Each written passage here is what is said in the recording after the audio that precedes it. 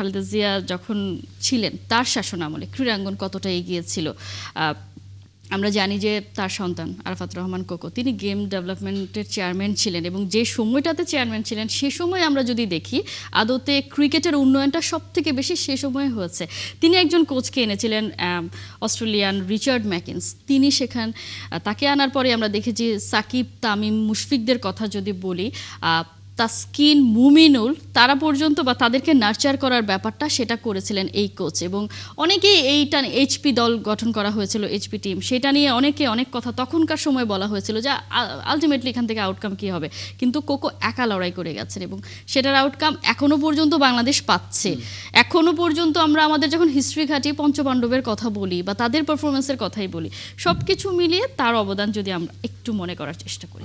Right. So বিষয়টা হচ্ছে যে আপনার কাছে স্পোর্টসে প্রথমত আপনি যে দায়িত্বে থাকেন, যদি আপনার খেলাধুলার প্রতি প্যাশন থাকে, ভালো লাগা থাকে, তাহলে আসলে আপনি অটোমেটিক্যালি খেলার প্রতি একটা সফট কর্নার কাজ করে এবং আপনি যখন ভিশনারি হবেন তখন আসলে এই ধরনের উদ্যোগ বা চিন্তা ভাবনা করা যায়।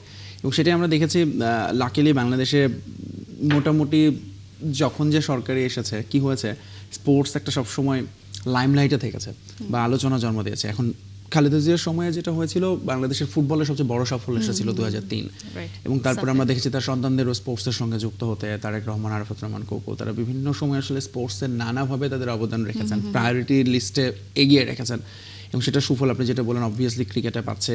এবং একই সাথে আমার মনে হয় যে বাংলাদেশের স্পোর্টসের থেকে ওই 2003-এর কথাটা কেন বললাম, সেই দলটির যিনি সাবজয়ী অধিনায়ক তিনি এখন বিএনপির রাজনীতির সঙ্গে যুক্ত, মানে স্পোর্টস থেকে একজন লিডারও আমরা পেয়েছি, তৈরি হয়েছে। এবং সেটার জন্য অবশ্যই আসলে credit goes to BNP, Khaleda Zia এবং আপনি আরাফাত রহমান কোকোর কথা বললেন, তারা আসলে সবসময় যে বললাম যে স্পোর্টসের প্রতি ভালোবাসা থাকলে, ভালো লাগা থাকলে আসলে যে কেউ যে দায়িত্বে থাকুক স্পোর্টসে আলাদা করে কিন্তু খোঁজ খবর নেয়, এগিয়ে নেওয়ার চেষ্টা করে এবং নানা রকম পজিটিভ ইম্প্যাক্ট আসে, যেটা আসলে সারা দেশের জন্যই একটা সুফল বয়ে আনে। এবং এখন আমরা দেখছি অনেক রকম উদ্যোগ আস্তে আস্তে নেওয়া হচ্ছে। ধরুন লেটস একেবারে যদি সাংস্কৃতিক উদ্যোগের কথা বলি, নতুন গুরু থেকে শুরু করে নানান রকম স্পোর্টসকেও আমরা দেখছি নানাভাবে ছড়িয়ে দেওয়ার চেষ্টা করা হচ্ছে, চিন্তা করা হচ্ছে। এবং এটা আসলে সবসময় শুধু ক্রিকেট ফুটবলে না থেকে সব ধরনের খেলাতে যাওয়া উচিত। এবং আই হোপ যে সামনে একটা নির্বাচন আসবে, নতুন সরকার আসবে ক্ষমতায় এবং তারাও আসলে এই দিকটার কন্টিনিউটি ধরে রাখবে। নিশ্চয়ই। আমরা যদি একটা জিনিস দেখি, এখন তো আসলে সোশ্যাল মিডিয়ার যুগ, যাই হচ্ছে মেট্রো রেলের কোনো একটা কিছু উদ্বোধন হবে সেটা আমরা সাথে সাথে দেখছি, বা লাইভ টেলিকাস্ট হচ্ছে। আমরা দেখেছি পদ্মা সেতুর একটা স্প্যান বসানো হবে, সবসময় সেটা নিয়ে অনেক বেশি এক্সপোজার। যে সময়টাতে খালেদা জিয়া ছিলেন শাসনামল, সেই সময় এত এক্সপোজার ছিল না, সোশ্যাল মিডিয়া ছিল না, কারো হাতে সেভাবে ফেসবুক ছিল না। মানে কি হয়েছে, কি তখন করা হয়েছে সেসব কিন্তু আমরা সেইভাবে হয়তো জানি না। সে কারণে অনেকেই হয়তো খুঁজতে গেলে খুঁজে পাবেন না যে আসলে কি কাজটা হয়েছে। কিন্তু যেটা আসলে একদম শুরুতেই বলেছি যে এইচপি টিমটাকে নিয়ে কাজ করা, এবং যে কোচের নামটা আমি বলেছিলাম রিচার্ড ম্যাকিন্স, তিনি একটা সময় বাংলাদেশ ছেড়ে চলে গেছেন ফ্রাস্ট্রেশন নিয়ে, যে তিনি যে কাজটা করেছেন সরকার বদলের পরে সে কাজটা বন্ধ হয়ে গেছে। ঠিকমতো ডিপিএল হতো না, ঘরোয়া লিগগুলো হতো না, এবং খেলোয়াড় খুঁজে নেওয়ার যে কাজটা একাডেমিতে, সেই কাজটাই আসলে আর করা হয়নি।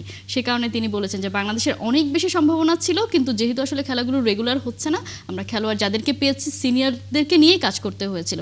এই যে হতাশা জানিয়ে গেছে, মানে আপনি যেটা বলছিলেন যে সরকার পরিবর্তন হয়, পলিসি পরিবর্তন হয়, তারপর দেখা যায় ইমপ্যাক্ট পড়ে আসলে সবখানে। বাট একই সাথে ধরুন এই ধরনের উদ্যোগ, এটার আসলে রিচার্ড ম্যাকিন্সের কথা যেটা খুবই দুঃখজনক। মানে অবভিয়াসলি তার একটা সুফল বাংলাদেশ ক্রিকেট আজও ভোগ করে চলেছে এবং তাকে মনে হয় যে বাংলাদেশের ক্রিকেটের সংশ্লিষ্ট প্রত্যেকে তার কথা আলাদা করে বলে, মিস করে তাকে। এবং অবভিয়াসলি মানে ক্রিকেটের উনি আসলে দেখিয়ে গিয়েছিলেন যে আপনার কাজটা করতে হলে আসলে গোড়া থেকে করতে হয়, এজ ক্রিকেটারদের নেই, ইয়াং ক্রিকেটারদের নিয়ে, এবং সেই জায়গা থেকে তাদের ফাউন্ডেশন ভিটটা কীভাবে তৈরি করতে হয় সেটা রিচার্ড ম্যাকিন্স ভালো করে দেখেছেন। এবং ওই সময় আরাফাত রহমান কোকো বিসিবিতে ছিলেন এবং বিসিবিতে আরও যারা ছিলেন, আমার মনে হয় credit goes to every one of them.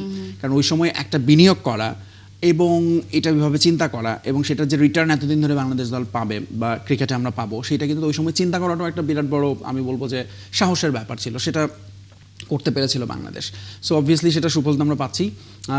But again আমার মনে হয় যে আমরা এই পুরনো সংস্কৃতিতে যেন না ফিরে যাই। সামনে যেটাই হোক, যারাই থাকুক, তারা আসলে স্পোর্টসে যেন আলাদা করে ওই ইম্প্যাক্টটা না পড়ে, যেন মানে নেতিবাচক ইম্প্যাক্ট না পড়ে, আমরা সেটাই থাকবে চাও।